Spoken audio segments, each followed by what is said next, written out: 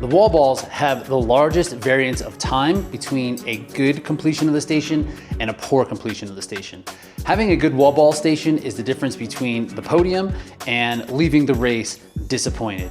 In this video, we're gonna talk about how often you should do wall balls, how much total volume you should do of wall balls, what kind of load you should take on during training, and my 3 favorite workouts for building a better wall ball station. My name is Rich Ryan, a 3-time Hyrox World Championship qualifier in the Elite 15 with a pro PR of 54.28. So when building out your program, the first thing you should look at is frequency. How often are you going to do wall balls?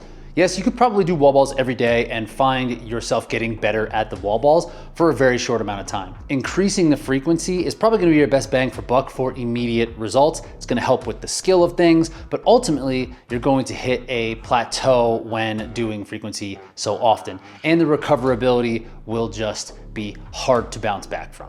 So in my experience, I found that 2 to 3 times per week is plenty when it comes to building capacity and maintaining skill when it comes to wall balls. I would lean toward 2 times per week as getting started, just to find out how you're gonna recover from each session. And from there, you can add a 3rd. I don't think going beyond that is extremely valuable, and you could probably work on different elements that will help raise your ceiling as opposed to just drilling something over and over and over.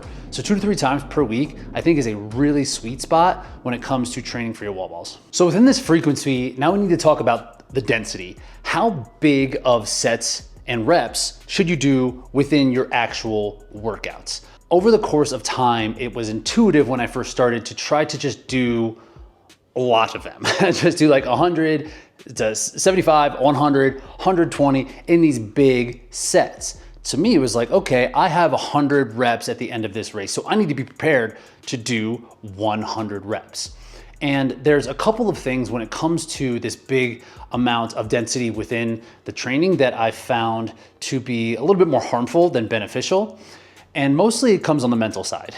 As I would approach every single set within these workouts, I would be worked up in my head about wanting to do it really, really well. But ultimately, I would never increase my ability that much. I would gain a bit of callous in my mind and feel like that I was prepared to understand what it's going to feel like, but the feeling never got better. And really, the best way to get really good at the wall balls is to make that feeling improve, and not just going into it over and over and over and just hitting that wall at a certain point and just trying to handle that feeling. I found that shorter chunks of density within the workouts actually improves my ability to do wall balls, and working on the skill and working on the speed of them improved dramatically once I stopped doing sets of 75 or 100 and started to do sets closer to 15, 20, 25 built into these workouts. So in terms of density, I would play around with the load, but I would lean away from always doing one big set, because there is just no level of improvement that I've found, and it can be fairly discouraging often, and it's just like a lot to do in training every single time you come to the wall balls needing to do 100. It becomes very daunting.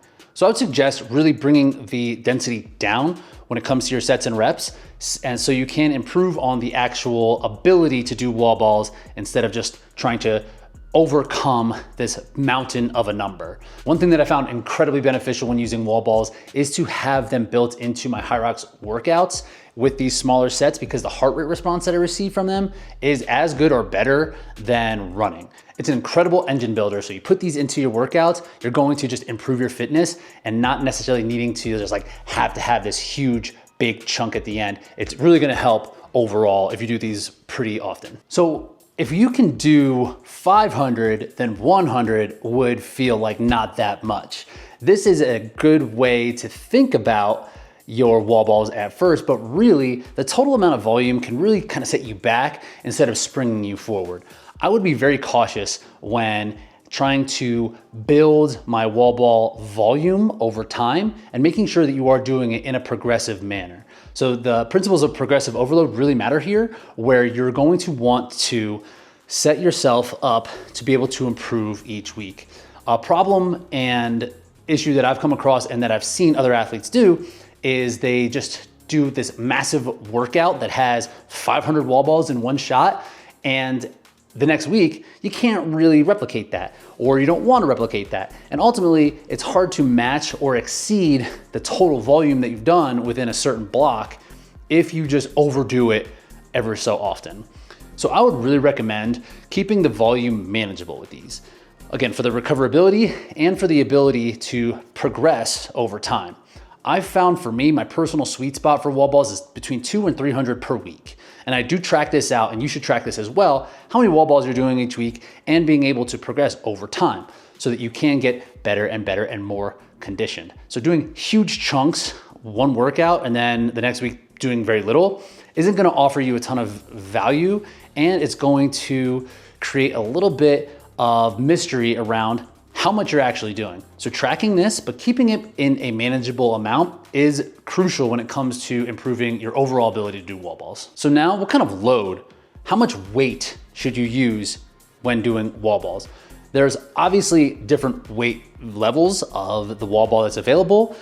And I found a heavy wall ball to be an extremely effective tool for just building the ability to do wall balls.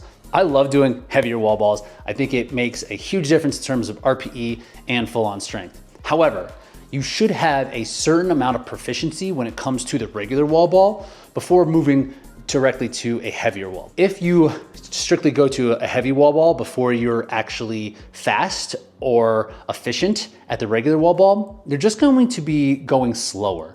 And we ultimately don't want to go slower when doing the wall balls. We want to go faster. So there is a speed element at play here, which the load will have a direct effect on. So I think if you don't have up toward 50 to 60 unbroken at your competition weight, then going up is just going to ultimately hurt the amount of density you can put within one set.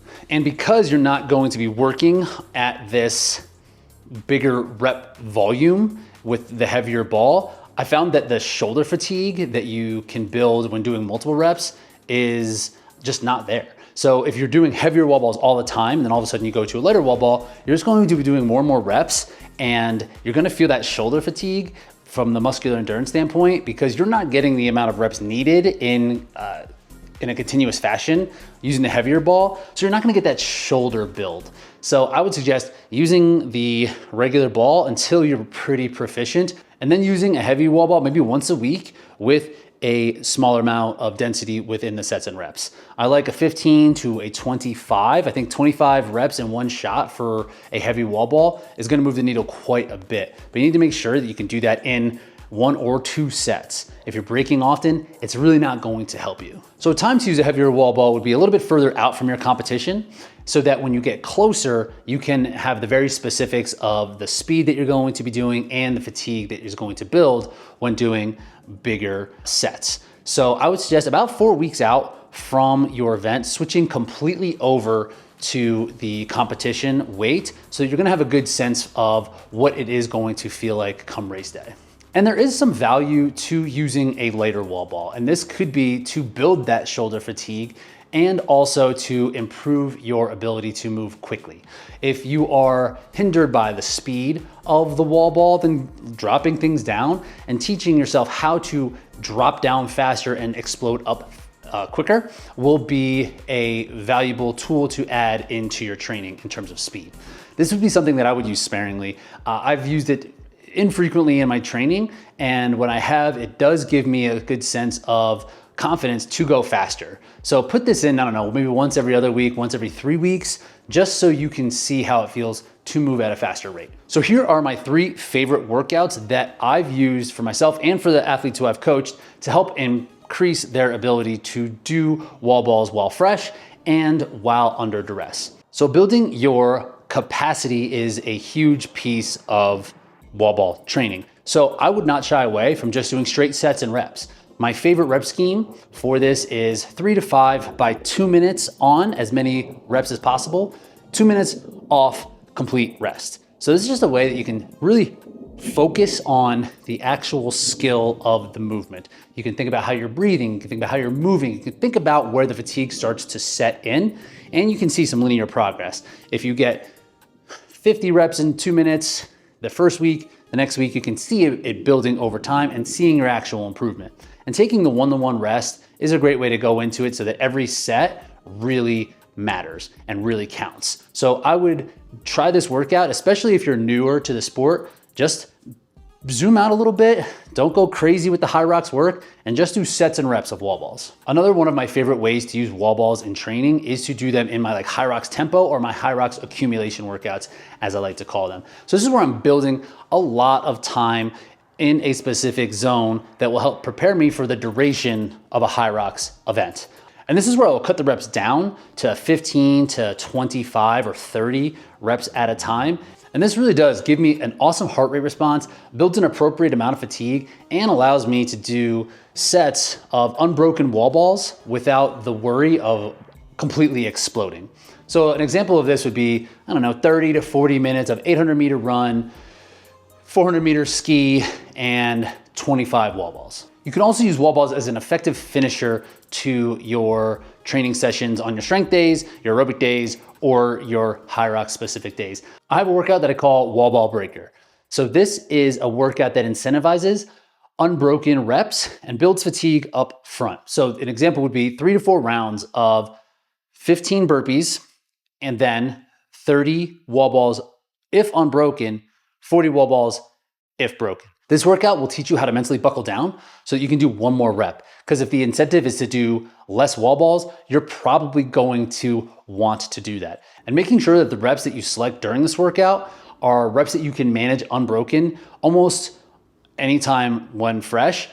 So building the fatigue there and allowing yourself to know that you can do it, and then having the ability to do one more just to get it done, is a real confidence builder when it comes to wall ball training. So outside of the training, I found that athletes can really hit a wall because they don't have the appropriate skill to move into the positions and to be efficient during the wall balls. So in this next video, I'm gonna show you ways that you can build skill to improve your ceiling when it comes to wall balls, and more importantly, so you can feel confident when you step on that line, that when you go into that last station, you'll be able to execute the way you know how to.